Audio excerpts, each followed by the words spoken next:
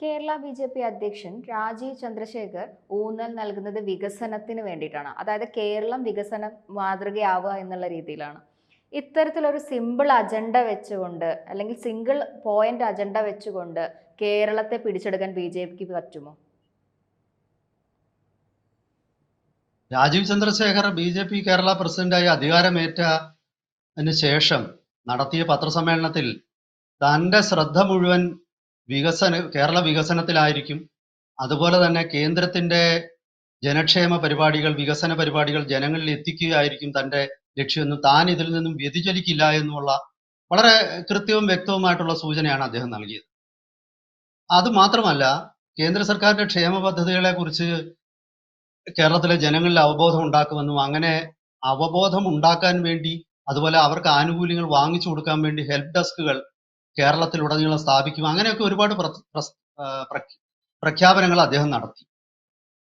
ഈ ഒരൊറ്റ അജണ്ടയിൽ കേരളക്കാൻ പറ്റുമെന്ന് ആദ്യമായിട്ട് ചോദിച്ചു കഴിഞ്ഞാൽ,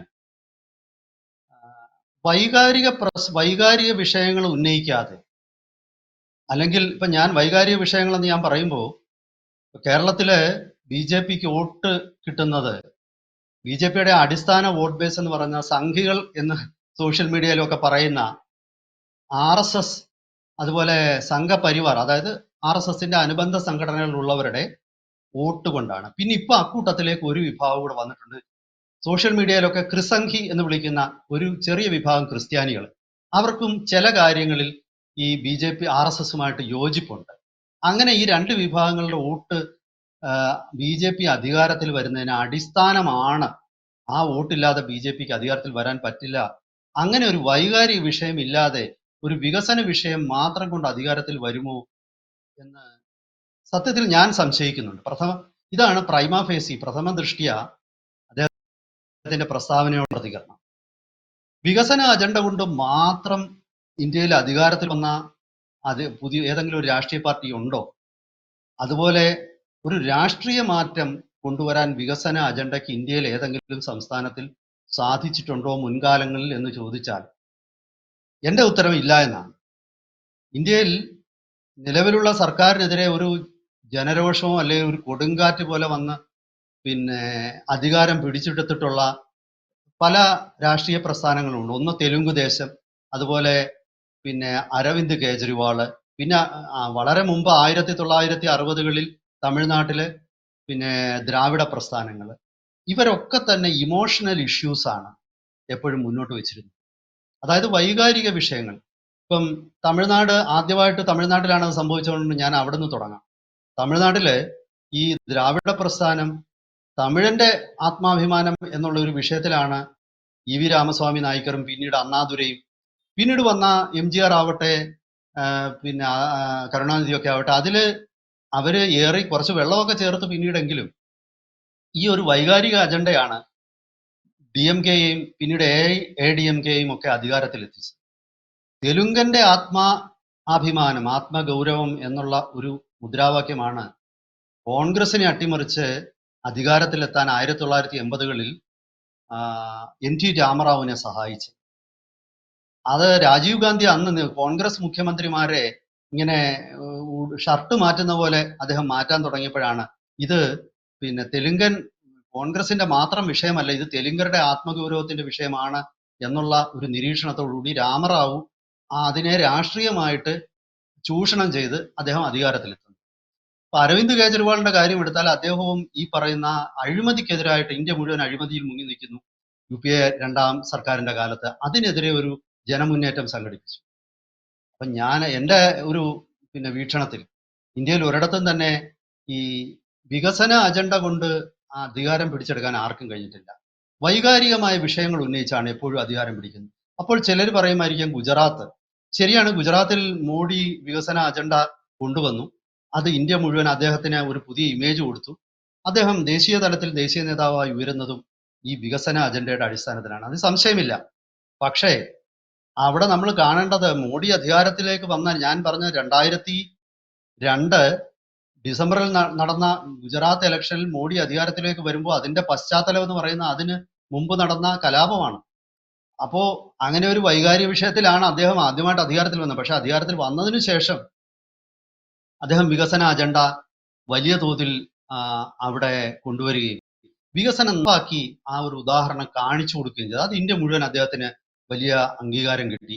ഗുജറാത്ത് മോഡൽ നമുക്കറിയാം, ആ കാലഘട്ടത്തിൽ കേരളത്തിൽ നിന്നും പിന്നെ ചില ആൾക്കാരൊക്കെ അവിടെ പോയി.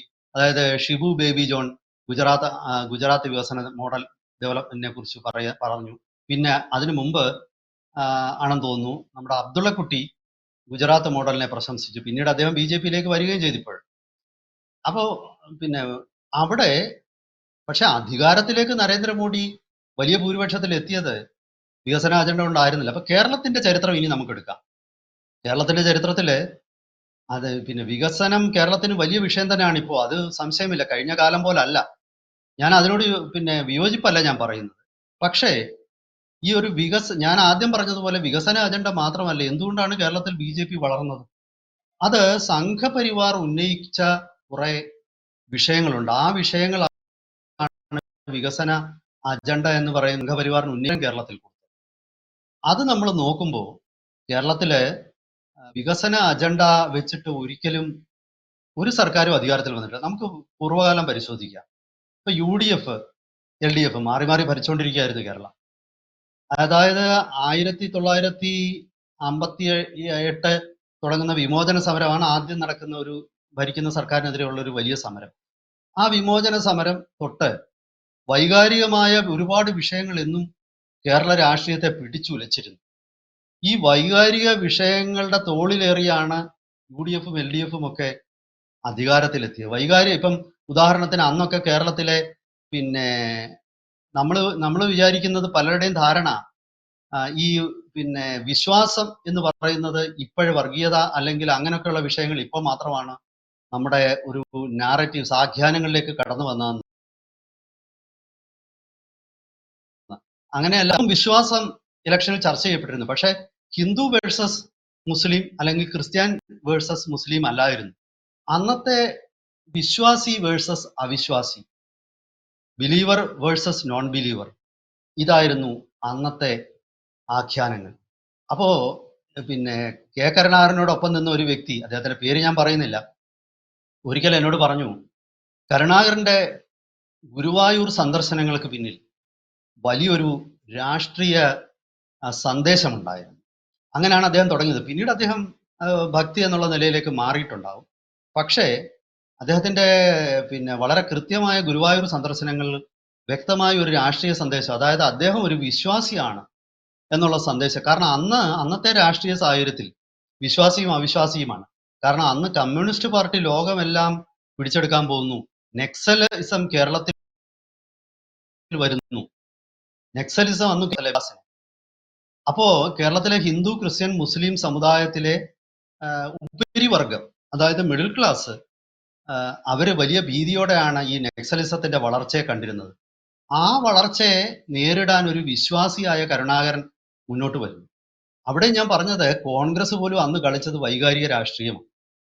ആ വൈകാരിക രാഷ്ട്രീയം ഇല്ലാതെ വികസനം മാത്രം പറയുന്ന ഒരു രാഷ്ട്രീയം കേരളത്തിലെന്നല്ല മറ്റൊരിടത്തും തന്നെ അത്ര ഒരു ലളിതമായിട്ട് അത് വളരെ ഈസി ആയിട്ട് അധികാരത്തിലേക്ക് വരാനുള്ള ഒരു ചുവടാണ് എന്ന് എനിക്കൊരു തോന്നലില്ല. പക്ഷേ സമകാലിക കേരളത്തിൽ വികസനം ഒരു വലിയ വിഷയമാണ്. കാരണം കേരളത്തിൽ നിന്നും ലക്ഷക്കണക്കിന് യുവാക്കളാണ് വെളിയിലേക്ക് മറ്റു രാജ്യങ്ങളിലേക്ക് പോകുന്നത്. അത് വിദ്യാഭ്യാസത്തിനാകട്ടെ, തൊഴിലന്വേഷിച്ചാവട്ടെ, എല്ലാത്തിനും. അപ്പൊ സ്വാഭാവികമായിട്ടും ഈ കാലഘട്ടത്തിൽ വികസനം ഒരു വലിയ വിഷയമാണ്. കൂടുതൽ വാർത്തകളും വിശേഷങ്ങളും നിങ്ങളിലേക്ക് എത്താൻ ABC മലയാളം സബ്സ്ക്രൈബ് ചെയ്യുക, ബെൽ ബട്ടണും അമർത്തുക.